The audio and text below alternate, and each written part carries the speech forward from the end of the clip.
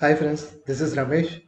Last video la nama data na enna paathom adula ulla terms la paathom appuram why database edukava database prepare pandrom nu paathom indha video la nama database architecture பத்தி பார்க்கலாம். So ஒரு டேட்டாபேஸ்ல ஒரு data எப்படி store ஆகும் அதுக்கான types என்னென்னு பார்க்கலாம். So first பார்த்தீங்கன்னா ஹைராரிக்கல் டேட்டாபேஸ். ஸோ ஹைராரிக்கல் டேட்டாபேஸ்னா ஒன்றுனா ட்ரீ லைக் ஸ்ட்ரக்சர் மாதிரி இருக்கும். ஸோ ரூட் நோட்லேருந்து ஸ்டார்ட் ஆகி சைல்டு நோடு வரைக்கும் போகும். ஸோ சேம் இந்த எக்ஸாம்பிள் பார்த்தீங்கன்னா லைப்ரரி கலெக்ஷன். ஸோ நார்மலாக ஒரு லைப்ரரியில் செக்ஷனாக பிரிச்சிருப்பாங்க, ஃபிசிக்ஸ், கெமிஸ்ட்ரி. அப்போ தான் உங்களால் ஈஸியாக வந்து ஐடென்டிஃபை பண்ண முடியும் எந்த ஆத்தர் எந்த புக். ஸோ அதுதான் வந்து ஹைரார்கிக்கல் டேட்டாபேஸ். இது நார்மலாக இதுக்கு மட்டும் இல்லை. இப்போ பார்த்தீங்கன்னா இப்போ கண்ட்ரின்னு எடுத்துக்கிட்டிங்கன்னா ஸ்டேட்ஸு, டிஸ்ட்ரிக்ஸு, டவுன்ஸ், வில்லேஜஸ் அந்த மாதிரி டிஃபைன் ஆகும். அந்த மாதிரி ட்ரீ லைக் ஸ்ட்ரக்சரை டிஃபைன் ஆகும். ஸோ இந்த மாதிரி ஸ்டோர் ஆச்சுன்னா அதுதான் வந்து ஹைராரிக்கல் டேட்டாபேஸ். நெக்ஸ்ட் பார்த்தீங்கன்னா நெட்வொர்க் டேட்டாபேஸ். ஸோ நெட்வொர்க்னா சேம் ஹைராரிக்கலோட எக்ஸ்டென்ஷன் தான் நெட்வொர்க்னு சொல்லுவோம். ஸோ இதில் பார்த்தீங்கன்னா சேம் அதே மாதிரி parent node and child node இருக்கும். ஸோ இதில் வந்து ரிலேஷன்ஷிப் பார்த்தீங்கன்னா 1 to 1, many to many, many to 1 இந்த மாதிரி ரிலேஷன்ஷிப்பாக ஜாயின் ஆகும். ஸோ இப்போ ஆர்டர்னு பார்த்துக்கிட்டிங்கன்னா இதில் வந்து கஸ்டமரும் இன்வால்வ் ஆகிருப்பாங்க, சேல்ஸ்மேனும் இன்வால்வ் ஆகிருப்பாங்க, மேனேஜரும் இன்வால்வ் ஆகிருப்பாங்க. ஸோ அதுதான் நெட்வொர்க் டேட்டாபேஸ்னு சொல்லுவாங்க. நெக்ஸ்ட் வந்து காலம்னார் டேட்டாபேஸ். ஸோ காலம்னார் டேட்டாபேஸ்னா நார்மலாக ஒரு டேபிள் வந்து ரோ ஓரியன்டட் டேட்டாபேஸ் தான் சேவ் ஆகும். இப்போ ஒரு எக்ஸல் பாருங்க.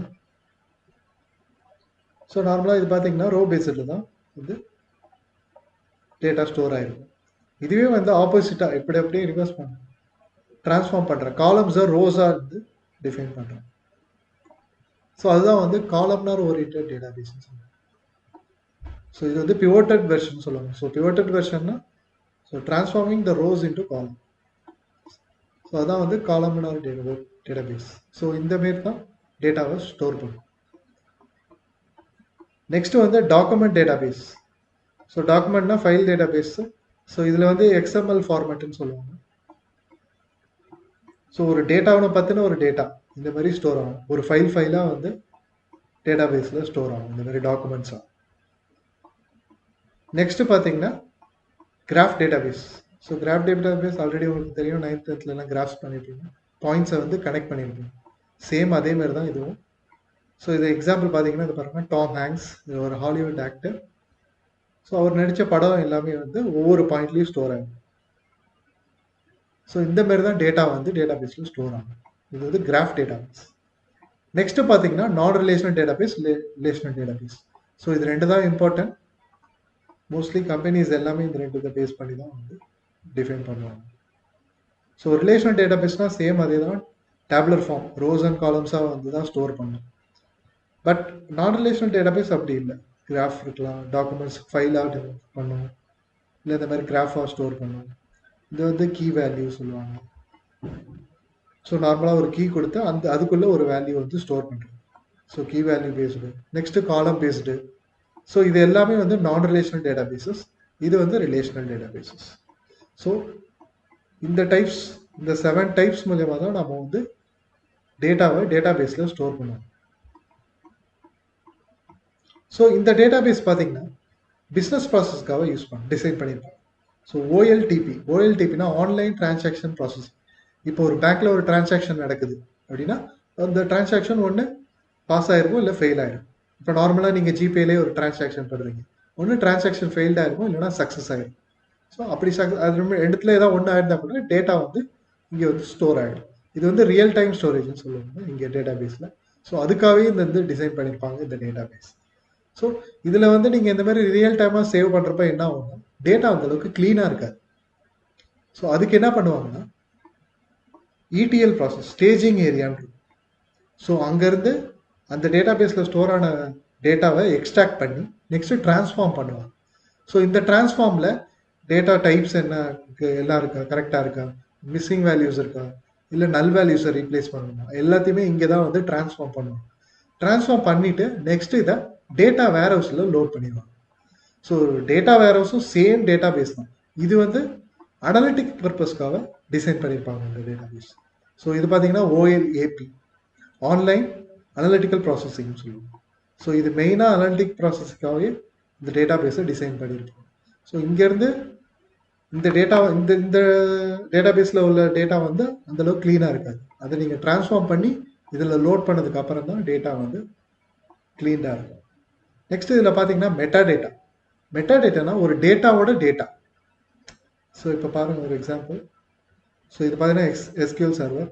ஸோ இப்போ நான் ஆர்டர்ஸோட இன்ஃபர்மேஷன் பார்க்குறேன். ஸோ இது பார்த்தீங்கன்னா என்னென்னக்கு என்னென்ன ஆர்டர் பண்ணியிருக்காங்க, என்னென்ன கஸ்டமர் என்னென்ன ப்ராடக்ட் ஆர்டர் பண்ணியிருக்காங்க, இதெல்லாம் வந்து இது வந்து அந்த ஆர்டர்ஸோட இன்ஃபர்மேஷன். இந்த டேபிளோட இன்ஃபர்மேஷன் எனக்கு வேணும்னா ஸ்கிப் போயிட்டு, so it will take time. So இதுதான் வந்து ஆர்டர்ஸ் டேபிளில் டிஃபைன் பண்ணுற ஸ்ட்ரக்சர். ஸோ இதில் பார்த்தீங்கன்னா டேபிள் ஒவ்வொரு காலம்ஸும் என்னென்ன டேட்டா டைப்ஸில் இருக்குது, என்னென்ன கன்ஸ்ட்ரெயின்ஸ் இருக்குது, ப்ரைமரி கீ ஃபாரின் கீ என்னென்ன கன்ஸ்ட்ரெயின்ஸ்லாம் டிஃபைன் பண்ணியிருக்காங்க, நல் கன்ஸ்ட்ரெயினா யூனிக் கன்ஸ்ட்ரெயின்ஸா, இது எல்லாத்தையுமே இந்த ஸ்ட்ரக்சரை டிஃபைன் பண்ணுறது தான் இன்னொரு டேட்டா. ஸோ அந்த டேட்டாவோட டேட்டா போயிட்டு தான் மெட்டா டேட்டான்னு சொல்லுவாங்க.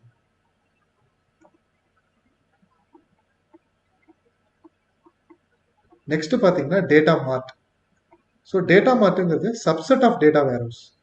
ஸோ இப்போ ஒரு கம்பெனின்னு எடுத்துக்கிட்டிங்கன்னா ஹியூமன் ரிசோர்ஸஸ் டிபார்ட்மெண்ட் இருக்கும், சேல்ஸ் அண்ட் மார்க்கெட்டிங் டிபார்ட்மெண்ட் இருக்கும், டிசைன் அண்ட் ப்ரொடக்ஷன் டிபார்ட்மெண்ட் இருக்கும், குவாலிட்டி அண்ட் மெயின்டெனன்ஸ் இருக்கும்.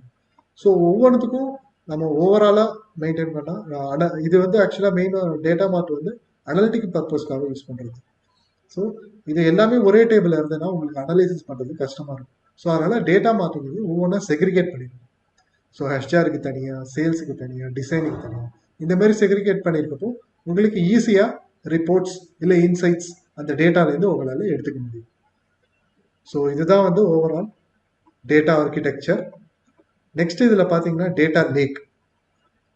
ஸோ இந்த டேட்டாபேஸ் வந்து ரியல் டைம் ப்ராசஸிங், என்னென்ன டிரான்சாக்ஷன்ஸ்லாம் நடக்குதோ உடனே வந்து இதில் அப்டேட் ஆகிடும். இது வந்து ரியல் டைம் கிடையாது.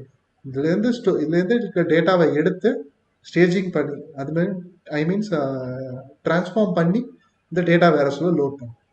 நெக்ஸ்ட்டு பார்த்தீங்கன்னா டேட்டா லேக். டேட்டா லேக்கில் வந்து ஸ்ட்ரக்சர்டு டேட்டா மட்டும் இல்லை, செமி ஸ்ட்ரக்சராக இருக்கட்டும், அன்ஸ்ட்ரக்சராக இருக்கும், ஆல் டைப் ஆஃப் டேட்டா இதில் உங்களால் ஸ்டோர் பண்ண முடியும். பட் இதில் வந்து டேபிள் ஃபார்மேட்டில் மட்டும்தான் பண்ண முடியும். ஸோ இந்த மாதிரி ரிலேஷனல் ரோஸ் அண்ட் காலம்ஸாக இருந்தால் மட்டும்தான் நீங்கள் நார்மலாக இந்த டேட்டா பேஸில் ஸ்டோர் பண்ண முடியும். பட் ஆனால் டேட்டா லேக்கில் ஆல் டைப் ஆஃப் டேட்டா உங்களால் ஸ்டோர் பண்ண முடியும். சேம் இதே மாதிரி ப்ராசஸ் தான் நெக்ஸ்ட் ETL ப்ராசஸ் பண்ணி டேட்டா வேர்ஹவுஸில் லோட் பண்ணிடுவாங்க. சேம் அதே மாதிரி அனலிட்டிக்கல் பர்பஸ்க்காக யூஸ் பண்ணிக்கலாம். ஸோ இதுதான் வந்து ஓவரால் டேட்டா ஆர்கிடெக்சர். இப்போ உங்களுக்கு ஒரு ஐடியா கிடைச்சிருக்கும். ஸோ நெக்ஸ்ட் வீடியோவில் பார்ப்போம். தேங்க்யூ.